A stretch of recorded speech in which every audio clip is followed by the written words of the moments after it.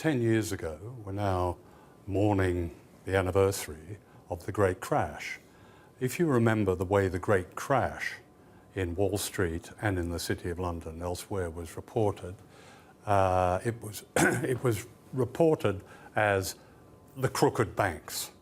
It was quite astonishing. Right across the British press, you would see it's their fault. Pictures of the banks and we name the guilty bankers, and people will be hauled out and they'd be shamed in public, as usually lesser beings are shamed in the public.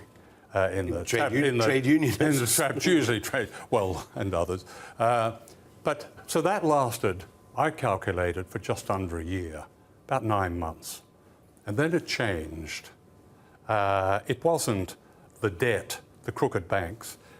Alistair Darling, Gordon Brown's Chancellor, forked out £500 billion, effectively gave it to the banks. I'm sorry if I'm a few billion out there, but it was an epic amount of the country's treasure. It was a hard choice. And gave it hard choice. And that was good. The approved news was that was good. But the crooked banks and the crooked bankers then disappeared from the media.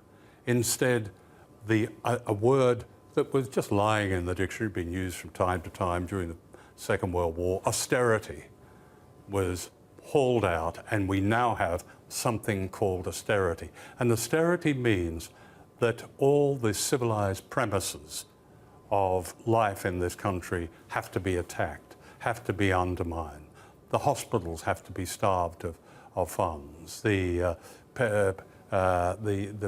poor people have to remain poor people and indeed get poorer. Everything has to be cut back. Councils have to lose something like up to 40% of the money they have available to do normal things for people in it that is their responsibility. That went overnight. The debt became our debt. It became people's debt. The whole notion of crooked banks went completely. I've never known, actually, I've never known a reversal of from fact to illusion so completely. And it was accepted. It was accepted by all sides. It was accepted by both sides in Parliament. It was accepted by all media. It would be, yes, but even those that had named the guilty bankers with such enthusiasm no longer named them. Austerity had to be solved. The debt had to be paid back. Above all, it was a complete con. It was an ideological situation. The National Health Service could have been paid several times over by the money that fled this country, hemorrhaged from this country, allowed by the tax regime.